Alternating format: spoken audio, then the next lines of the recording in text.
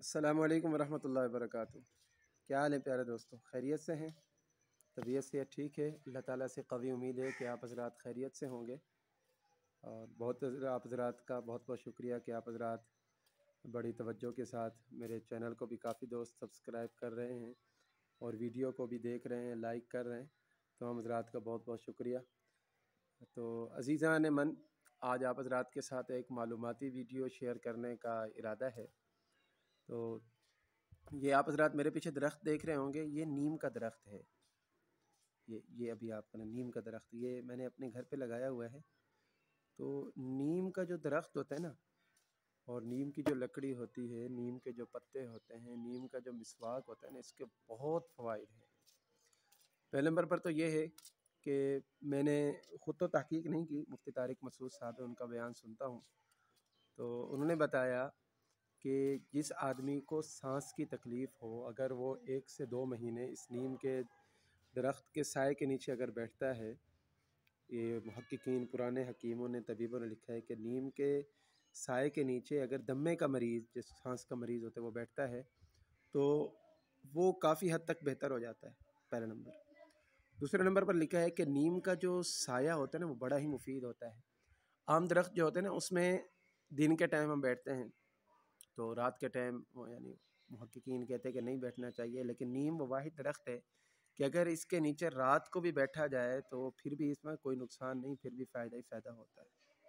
इस तरह नीम की जो लकड़ी होती है ना, लकड़ी, इसका जो फर्नीचर वगैरह बनता है या इसको जहाँ पर दरवाजे वगैरह बनाए जाते हैं, जो भी काम होता है ना, वो भी इसके अंदर बड़ा मुफीद होता है। ये नीम का दरख्त जो है ना, ये मैंने अपने घर पे लगाया है, तो मुझे तो इसका बड़ा फ़ायदा है।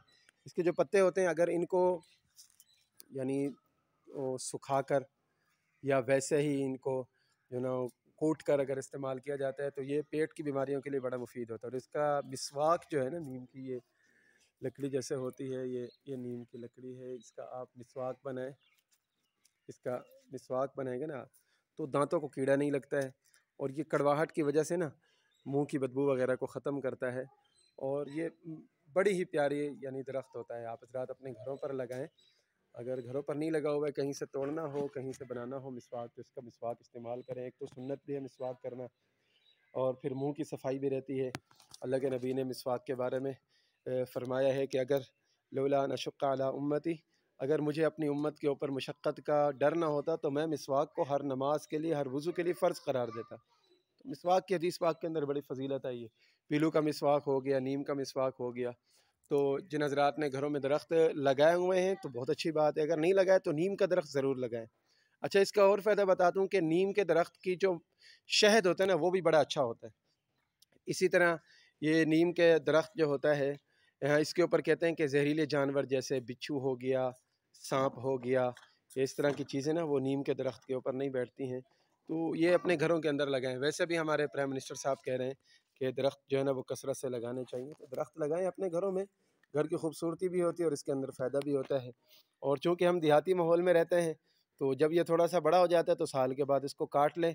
इसको काटने के बाद इसकी लकड़ी जब जलती है तो लकड़ी भी इसकी बड़ी प्यारी जलती है, इसकी आग बड़ी बेहतरीन होती है, और इसका धुआं बहुत कम होता है, और ये जो है बड़ी मुफीद रहती है। तो आज की ये मालूमाती वीडियो आप हज़रात के साथ शेयर की है, तो उम्मीद है कि आप हज़रात को पसंद आएगी। तो मेरे चैनल के साथ वाबस्ता रहिए। मिलते हैं नेक्स्ट वीडियो के अंदर, तब तक के लिए इजाज़त। अस्सलामु अलैकुम रहमतुल्लाह।